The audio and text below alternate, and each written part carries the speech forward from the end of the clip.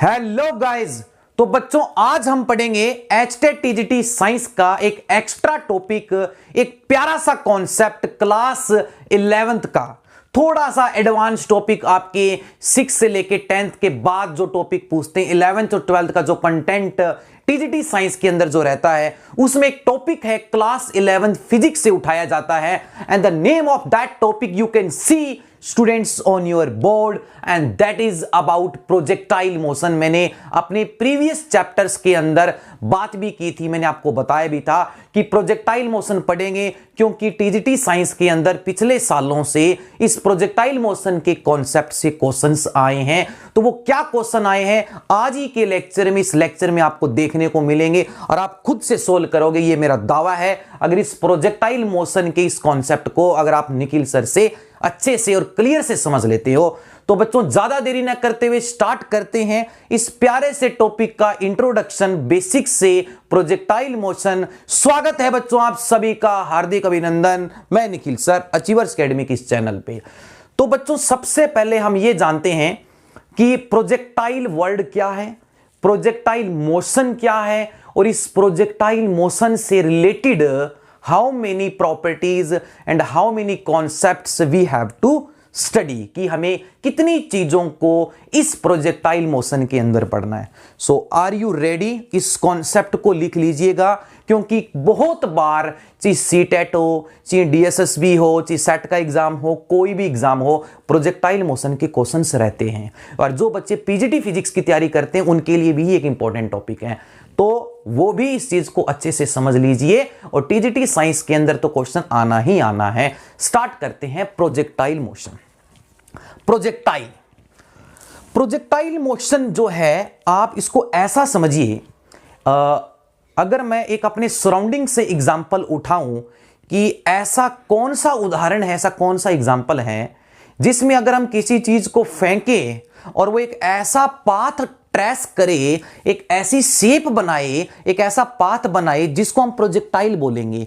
तो आप मुझसे ये पूछ सकते हो कि सर हम प्रोजेक्टाइल मोशन जो है वो किस पाथ के लिए डिफाइंड करेंगे कि ये पाथ होगा तो प्रोजेक्टाइल होगा। चलो एक बात बताइए कि आप कितने तरीकों के मोशंस किसी बॉडी को करते हुए देखते हो, कितने तरीकों के मोशंस, मतलब how many types of motion a object can do in your day to day life.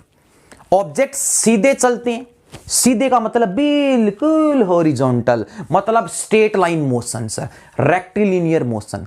और जो स्ट्रेट लाइन मोशन है मतलब motion in 1D, motion along horizontal और मोशन अलोंग वर्टिकल, मतलब स्ट्रेट लाइन मोशन सीधा ही चलना है, जिसमें एक्स वाई जेड में से केवल एक ही कोऑर्डिनेट चेंज हो। हम या ये कहें कि बॉडी जो है वो एक डायमेंशन में मूव करे तो उसको हम स्ट्रेट लाइन मोशन बोलते हैं।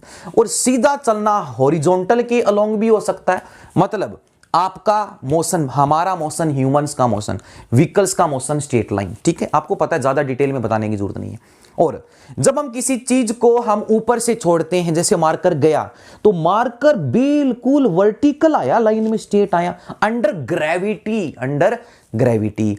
तो ये तो हो गया straight line motion, motion in 1D। और जैसे आपने देखा होगा, when we fire a bullet from a gun by making some angle, आपको ये एंगल दिख रहा है। सपोज कीजिए जो है ये बुलेट से मैंने जो है गन से बुलेट को फायर किया और ये हॉरिजॉन्टल है, ये हॉरिजॉन्टल है, तो कितना एंगल बनाया, देखो ये एंगल दिख रहा है, देखो ये मेरे उंगली की मूवमेंट देखो, ये एंगल। तो जब हम किसी चीज को हम निशाना बनाते हैं एक एंगल पे, तो बॉडी सीधी भी चलती है, स्ट्रेट भी चलती है, हवा में भी जाती है, लेकिन हवा में कब तक जाएगी? और ग्रेविटेशन कहता है जब चीज ग्रेविटी के अंडर मूव करती है तो उसको अर्थ नीचे की तरफ खींचती है, वो चीज मूव करती है under the effect of gravity. तो कुछ देरी तक तो हाइट पर जाएगी, अपने मैक्सिमम हाइट पर जाएगी, फिर नीचे आएगी और एक सीधा भी जाएगी।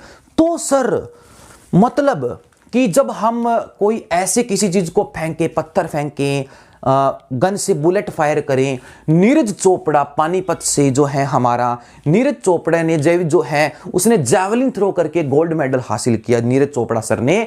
तो वो क्या किया, वो एक फिजिक्स का कॉन्सेप्ट इस्तेमाल कर रहा है, उसके पीछे कोई रॉकेट साइंस नहीं है, कोई बड़ी साइंस नहीं है, उसके पीछे फिजिक्स का कॉन्सेप्ट है, उसने बड़े अच्छे से उस कॉन्सेप्ट को समझा है, तभी तो वो गोल्ड मेडल को जीत लाया। ठीक है, क्योंकि वो फिजिक्स का जो कॉन्सेप्ट है वो प्रोजेक्टाइल मोशन है। नीरज चोपड़ा ने एक प्रोजेक्टाइल मोशन करवाया अपने जैवलिन से और रेंज मैक्सिमम आई, तो मैक्सिमम रेंज कि हम किसी चीज को कितने एंगल से फेंकें कि ग्राउंड के ऊपर आगे जाके मैक्सिमम डिस्टेंस पे जाके फॉल करे, दैट इज कॉल्ड रेंज। और मैक्सिमम कब होगी उसके लिए कंडीशन है। तो आई थिंक आप सभी को समझ में आ गया कि इस चैप्टर की स्टोरी क्या है, कि जब हम किन्हीं चीजों को ग्राउंड के साथ, हॉरिजॉन्टल के साथ कोई एंगल बना के, चाहे वो नीचे से चाहे वर्टिकल से। अब जो हमारे फाइटर जेट हैं, फाइटर जेट जो लड़ाकू विमान हैं, जैसे आपने सुना है कि एयर स्ट्राइक करी थी हमारे इंडियन जो है फौजी ने, ठीक है, कहाँ, पाकिस्तान के अंदर जो है, तो वहाँ से उन्होंने जो बॉम्ब ड्रॉप किए थे, ठीक है, उन दुश्मन के कैंप्स के ऊपर, इनेमी कैंप के ऊपर, तो वो जो बॉम्ब गिरा, ऊपर से गिरा, वो कौन सा मोशन जो है वो कवर करेगा? प्रोजेक्टाइल मोशन कवर करेगा। नीरज चोपड़ा ने जेवलिन थ्रो किया, प्रोजेक्टाइल मोशन जो है। आप बुलेट फायर करते हो, प्रोजेक्टाइल मोशन है। आप पेड़ के ऊपर जो है एप्पल तोड़ने के लिए या कोई बेर तोड़ने के लिए, कोई किसी भी चीज को निकालने के लिए आप पत्थर मारते हो, प्रोजेक्टाइल मोशन है।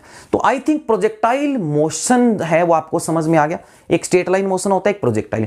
ये जो प्रोजेक्टाइल मोशन है, इसमें बॉडी, इसमें ध्यान देने वाली बात है वो समझना बच्चों, कि प्रोजेक्टाइल मोशन में बॉडी सीधे भी चलती है, साथ साथ हवा में भी उड़ती है।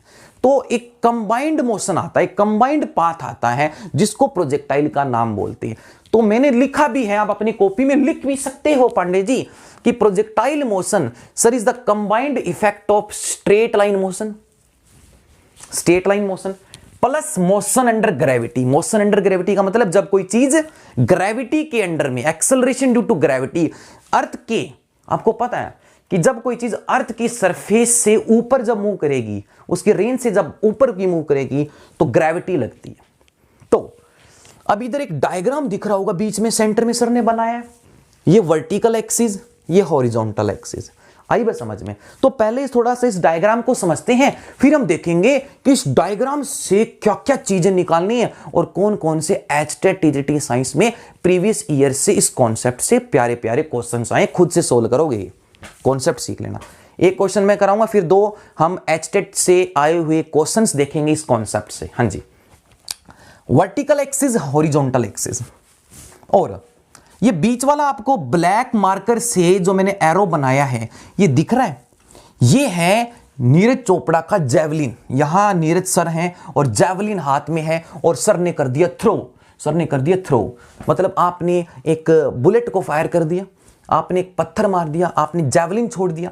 तो आपने जेवलिन को ऐसे पकड़ा हुआ है और छोड़ दिया एक एंगल बना के, एक एंगल बना के, ये एंगल दिख रहा है आपको, ये एंगल थीटा एंगल है।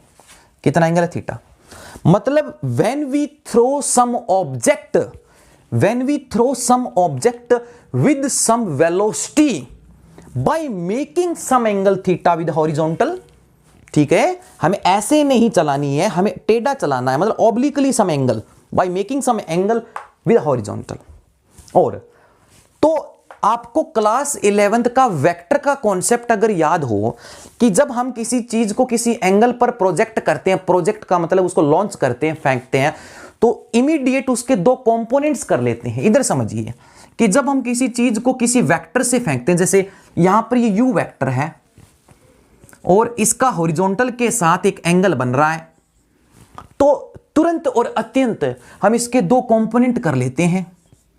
एक कर लेते हैं यू कॉस थीटा, एक किया जाता है यू साइन।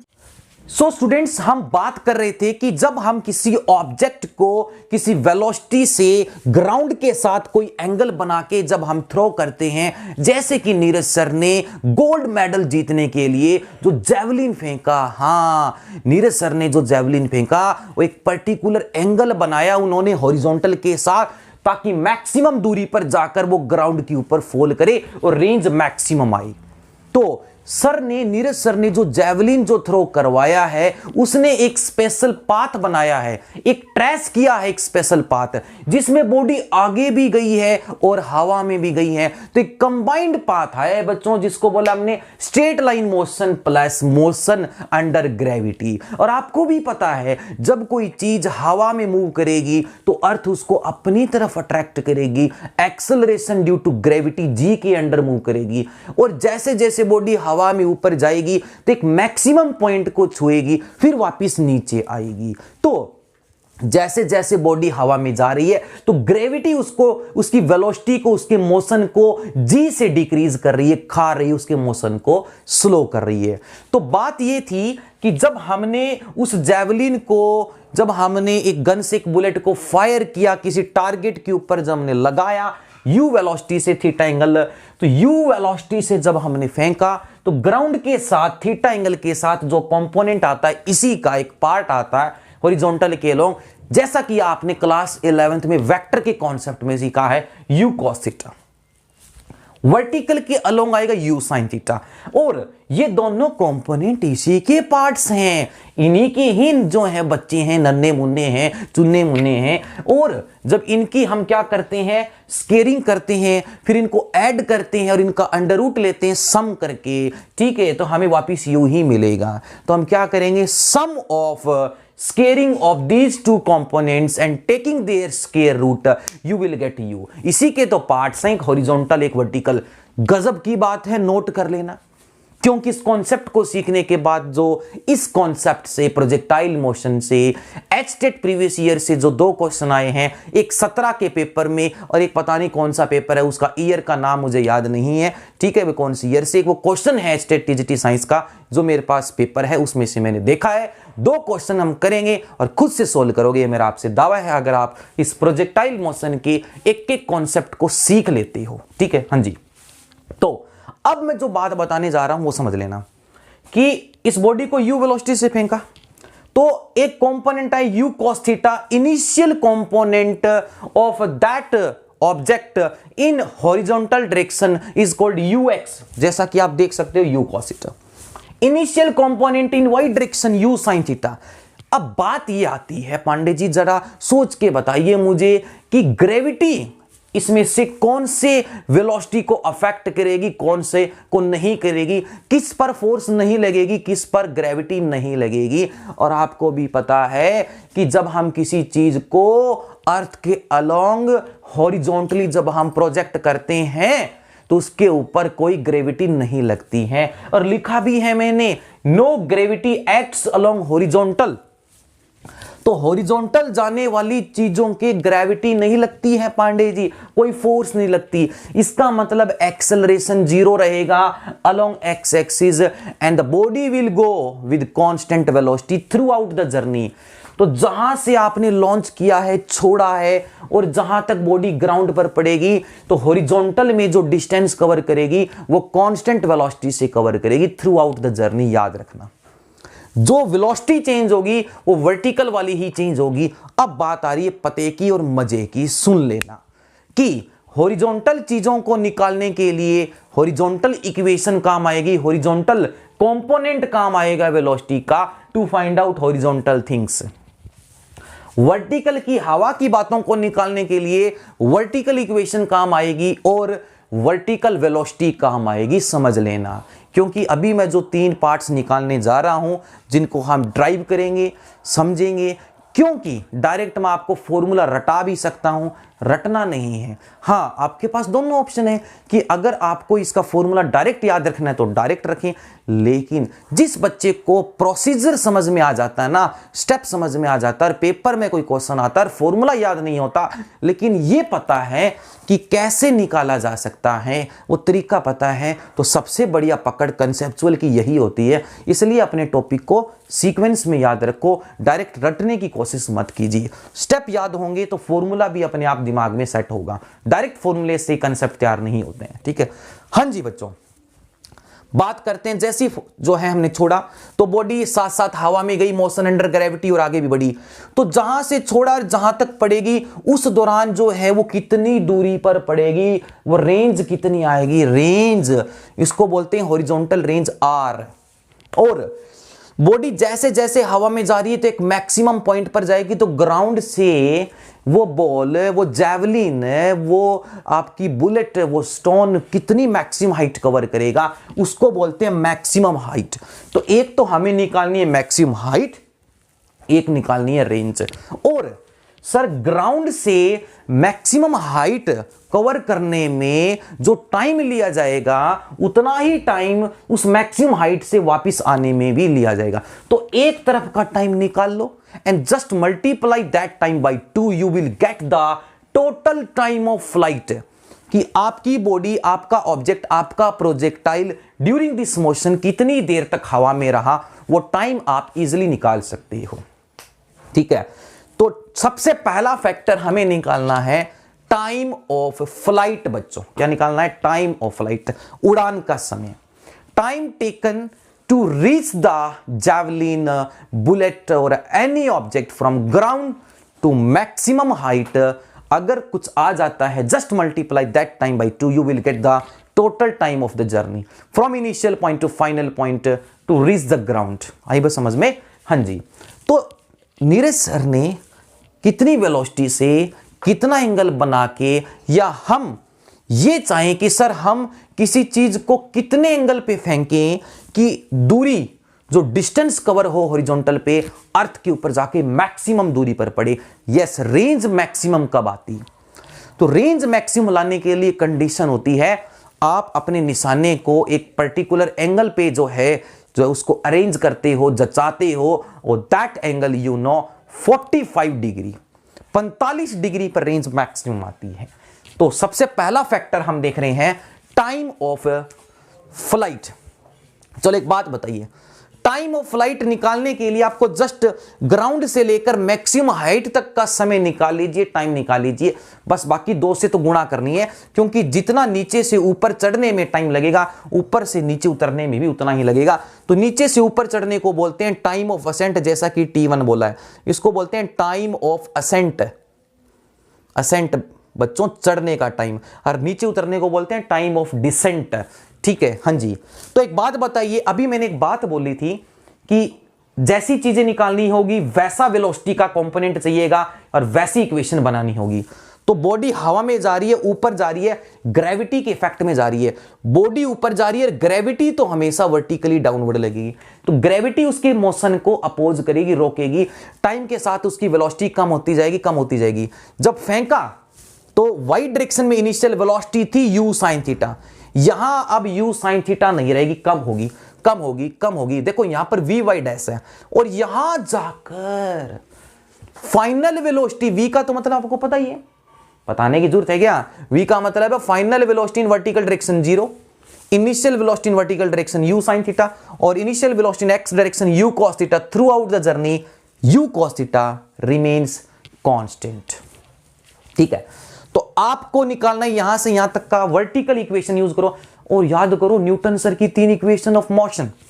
तो आपको यहां से यहां तक का टाइम निकालना है, आपको फाइनल वेलोसिटी पता, आपको इनिशियल पता है, आपको ग्रेविटी पता है, तो आपको टी निकल सकता है using first equation V Y. देखो आराम से, ठीक है, कान के पर्दे और अच्छे से एक्टिव होके इस इक्वेशन को देखो। V Y equal to U Y plus A Y into T1। V Y maximum height पर 0, U Y initial velocity in Y direction u sin theta, A Y acceleration g, minus क्यों आया? Opposite motions हैं, opposite motion के लिए g हम negative use करते हैं, तो minus g of T1, u sin theta minus g T1 उधर भेजा, T1 की वैल्यू आ गई, जस्ट एक तरफ का टाइम है u sin theta upon G. तो पहला फैक्टर आ गया टाइम ऑफ फ्लाइट, बॉडी कितने टाइम तक जो है हवा में रहेगी, यहां से लेकर यहां तक कितना टाइम लगेगा ग्राउंड पर पहुंचने के लिए, तो 2T1 कर दिया। Yes, 2u sin theta by g, just multiply this time by 2, you will get total time of flight। जल्दी से रिवाइज कर लीजिए, इसको माइंड में बिठा लीजिए। Just enclose this formula in a closed box and write down on your notebook, on your notes। 2u sin theta upon g, पहला factor, जल्दी से बोलो 2u sin थीटा अपॉन जी। अब बात करते हैं ग्राउंड से कितनी जो है हाइट चढ़ेगी बॉडी, कितनी हाइट कवर करेगी, राइज करेगी, वो निकालना मैक्सिमम हाइट। सोचिए सोचिए सोचिए कौन सी इक्वेशन लगेगी बच्चों, एच मैक्स निकालना है। वापिस आपको पता है कि जब बॉडी अपने हाइट पर पहुंच जाएगी मैक्सिमम हाइट पर, तो उसका जो वर्टिकल कंपोनेंट है वो 0 हो जाता है। सिर्फ एक ही कंपोनेंट बचता है मैक्सिमम हाइट पर, और वो बचता आगे का, हॉरिजॉन्टल ही बचेगा। हॉरिजॉन्टल तो थ्रू आउट सेम रहेगा, वर्टिकल के ऊपर सिर्फ ux रहता है, vy 0 हो जाता है। तो वर्टिकल के ऊपर vy 0, इनिशियल पता है, एक्सेलरेशन पता है, हाइट निकालनी है, और जी आपको पता है। तो न्यूटन सर की थर्ड इक्वेशन बताया था, vertical motion vertical equation, vy square uy square 2as, और एक ही जगह आप यूज करोगे minus of g, opposite motion, body ऊपर, ग्रेविटी नीचे, मोशन फॉल हो रहा है, final velocity 0 at maximum height, uy square u square sine square theta, और यहां जो है आपको लिखना है -2gh, माइनस से माइनस कैंसल, h निकालना है, 2g की गर्दन पकड़कर नीचे लगा दिया, h आ गया बच्चों, u square sine square theta upon 2g। अगर ऐसे पेपर में क्वेश्चन आ गया और इक्वेशन से अगर ड्राइव करोगे, फॉर्मूला में गड़बड़ी नहीं होगी कि 2g था कि g था, फॉर्मूला रटोगे तो कंफ्यूजन हो जाओगे कि u square sine square theta upon 2g था कि g था। अगर तरीका पता होगा तो पता चल जाएगा 2g था। आई बस समझ में, हाँ जी। और इतनी कोई लंबी चौड़ी बात नहीं, ज्यादा टाइम नहीं लगना है, जस्ट इक्वेशन लगानी और फॉर्मूला आ जाएगा। तो u square sine square theta upon 2g, this is the maximum height and this is the time 2u sine theta upon g। आगे बढ़ते हैं, हॉरिजॉन्टल रेंज, अपने नीरज सर की जैवलिन की कितनी हॉरिजॉन्टल रेंज थी वो निकाल सकते हो। मतलब हॉरिजॉन्टल रेंज, हॉरिजॉन्टल तो बताओ, अभी बताया था, जैसा मोशन वैसी वेलोसिटी वैसी इक्वेशन। तो हॉरिजॉन्टल निकालने के लिए हॉरिजॉन्टल कंपोनेंट काम लेंगे। अब तक जो काम लिया था वो u sin थीटा लिया था, क्योंकि वर्टिकल निकाल रहे, और u cos थीटा कांस्टेंट है। क्या ये कांस्टेंट? ठीक है, तो हमें निकालनी है हॉरिजॉन्टल रेंज r। तो आपको ही पता है कि रेंज का formula, range is like a distance, distance, और डिस्टेंस इक्वल टू होता है speed into time. Speed constant है, जब हम किसी चीज को कांस्टेंट स्पीड से फेंकते हैं किसी टाइम के अंदर, तो डिस्टेंस का डायरेक्ट फॉर्मूला है स्पीड इनटू टाइम। तो r इक्वल टू स्पीड है u cos theta, time of flight तो आप निकाल चुके हो, निकाल लाए हो t, तो u cos theta into t 2u sin theta upon g। हाँ जी बताइए जी पांडे जी, u और u कितना हो गया, u square, u into u square, 2 sin theta cos theta trigonometric की कौन सी आइडेंटिटी है बताइए। Which one of the trigonometric identity have a formula for 2 sin theta cos theta, sine of 2 theta. Yes, एक identity है trigonometry की जिसको बोलते हैं साइन ऑफ 2 थीटा। तो u square upon g sine of 2 theta, u square upon g sine of 2 theta. तो आपको दोनों ही फॉर्मूले याद रखने हैं, ठीक है। अब बात करते हैं, ठीक है, कि रेंज तो आ गई सर, उस ऑब्जेक्ट को, किसी बुलेट को गन से कितने एंगल पे फायर करें कि मैक्सिमम दूरी पर जाकर पड़े, हिट करे ग्राउंड को। तो रेंज मैक्सिमम के लिए थीटा 45 शुड बी, तो 45 पुट करेंगे, 45 इंटू 2 जो 2 है 90 हो गया, और साइन 90 की मैक्सिमम वैल्यू 1 होती है, तो 90। तो रेंज मैक्सिमम का फॉर्मूला u स्क्वायर अपॉन जी, जल्दी से दिमाग में फिट कर लीजिए। आई बात समझ में? हाँ जी।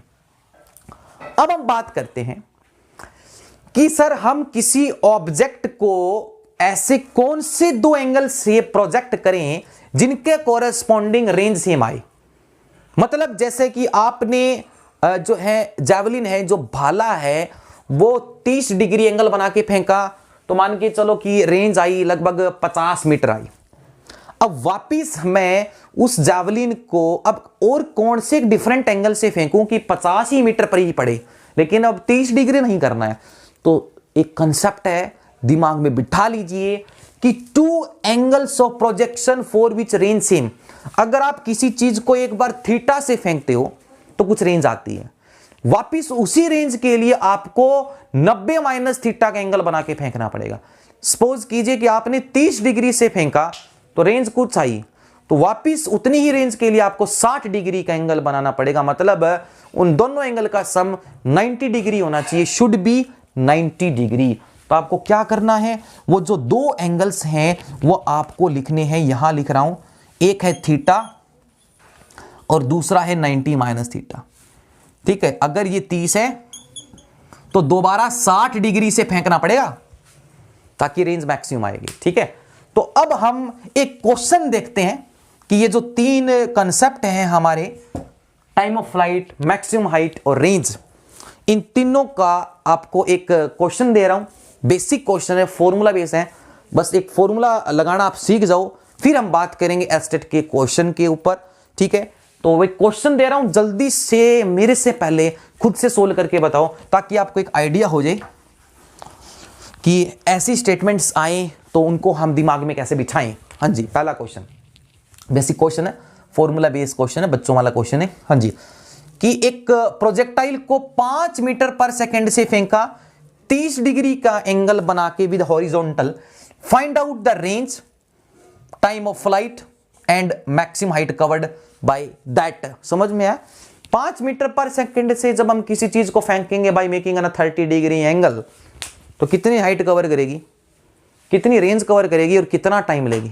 जस्ट फॉर्मूला है, फॉर्मूले तैयार है, सामग्री तैयार है, डाटा तैयार है, हवन करना है, जल्दी से कीजिए। हाँ जी, मेरे से पहले time of flight 2u sine theta upon G. हाँ जी, तो 5 है तो इसका एक कंपोनेंट आएगा इधर u साइन थीटा, अभी बताया मैंने वर्टिकल के लाऊं, एक इधर आएगा u cos theta, u cos theta. तो निकाल लीजिए इसको, time of flight direct formula base है, तो टाइम ऑफ फ्लाइट कितना आएगा 2u साइन 30, डायरेक्ट बोल रहा हूं 1/2, और ग्रेविटी 10 यूज करनी है तो 2 से 2 cancel, 0.5 second. Time of flight 0.5 second लगेंगे, जो है हवा में पूरा रहने का, ग्राउंड पे पड़ने तक का आ गया। दूसरा निकालना मैक्सिमम हाइट। मैक्सिमम हाइट आपको पता है u square sine square theta upon 2g। कितना आएगा u square sine square theta upon 2g, जल्दी से पुट करके बताइए, कैलकुलेशन करके बताइए मेरे से पहले, कितना आएगा u square sine square theta upon 2g। तो u स्क्वायर है हमारे पास, 5 का स्क्वायर हो गया 25, डायरेक्ट बोल रहा हूं, साइन स्क्वायर थीटा साइन 30 1/2, तो 1/4 हो गया, 2 × 10। हाँ जी, सोल्व कर लीजिए इसको, 5 2 = 10, 5 5 = 25, तो हमारे पास आंसर आया 5/16 मीटर। इसको सोल्व कर लीजिए। ठीक है, डेसिमल में बता देना क्या आंसर है। लास्ट रेंज, फिर तैयार हो जाइए 17 का और एक नए साल का, कोई और साल का जो है क्वेश्चन एस्टेट का प्रोजेक्टाइल मोशन से करने के लिए। रेंज, हाँ जी, रेंज का फॉर्मूला क्या हमारे पास, u square upon g sine of 2 theta.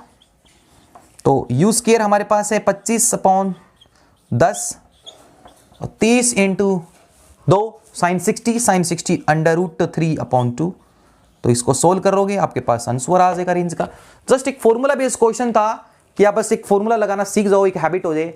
अब हम क्वेश्चन करने जा रहे हैं एस्टेट 2017 का, और एक क्वेश्चन और है, कौन सी ईयर का है आई डोंट नो। ठीक है, लेकिन एस्टेट का आया हुआ क्वेश्चन है और हमें मतलब भी एस्टेट के अंदर आए हुए क्वेश्चन से ही होना चाहिए। सो बी रेडी, स्टेटमेंट लिख रहा हूं ऑप्शंस के साथ, बताना कौन सा ऑप्शन करेक्ट है। हाँ जी,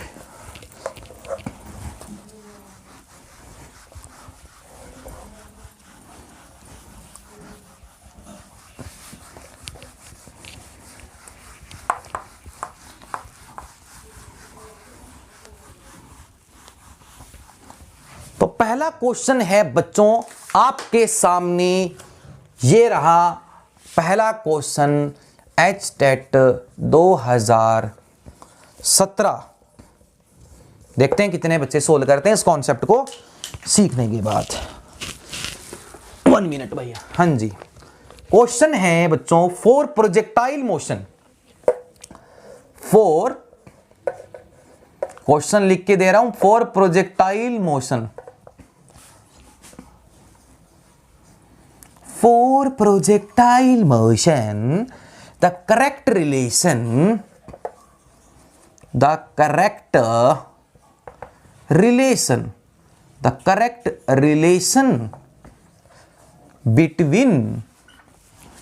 between H max, maximum height, H max समझ में आ गया, maximum height and range, maximum height और रेंज के बीच में नीचे दी गई, ठीक है, below I will give you the 4 relation, out of the 4 relation you have to pick the correct relation between H max and range, and theta is angle of projection,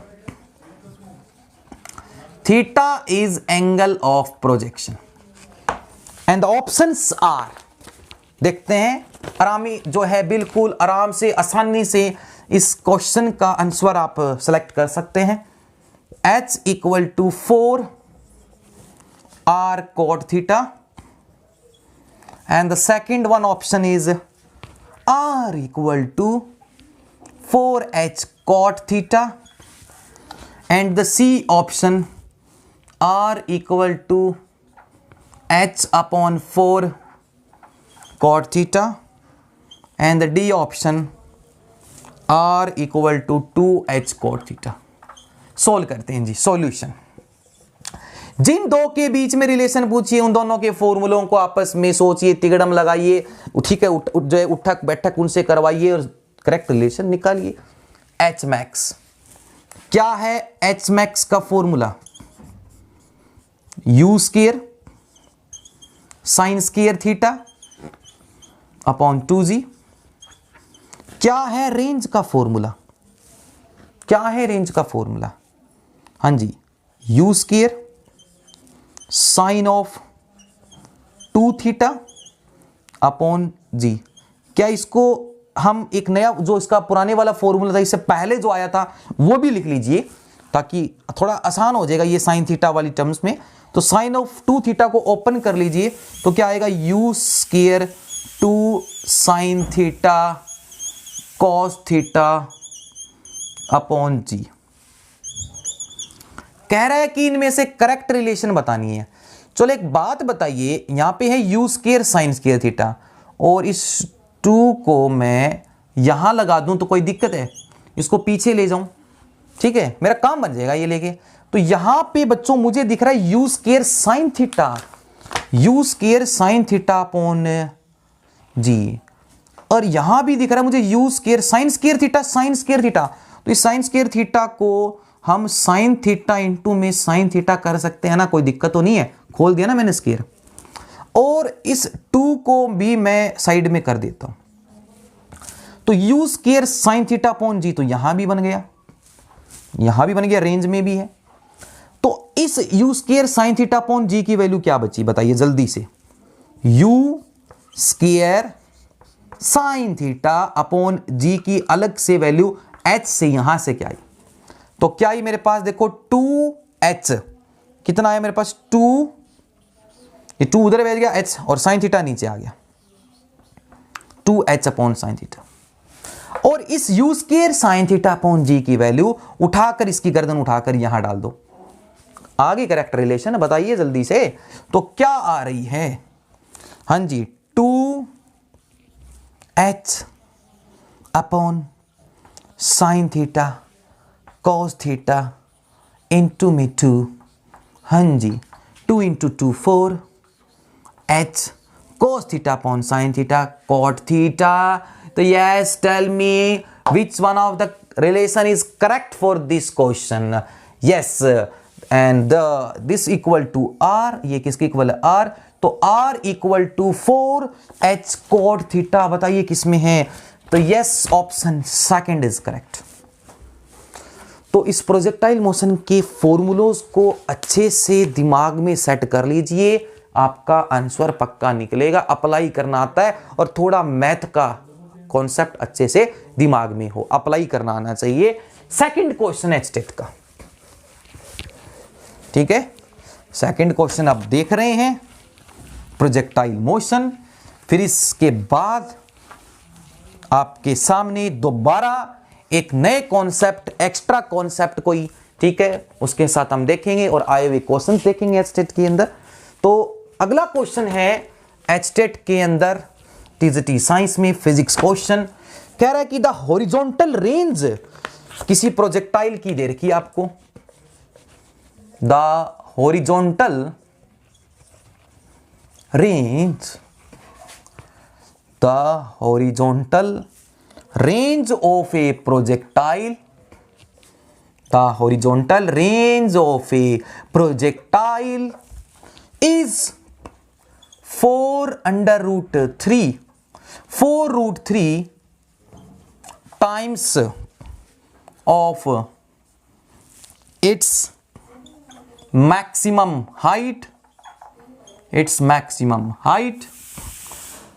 then what will be, मतलब कह रहा है कि sir किसी projectile की horizontal range उसकी maximum height से 4√3 times जो है वो इक्वल है, उसके बराबर है। कितनी? उसकी हॉरिजॉन्टल रेंज कह रहा है कि 4√3 टाइम्स है उसकी मैक्सिमम हाइट से।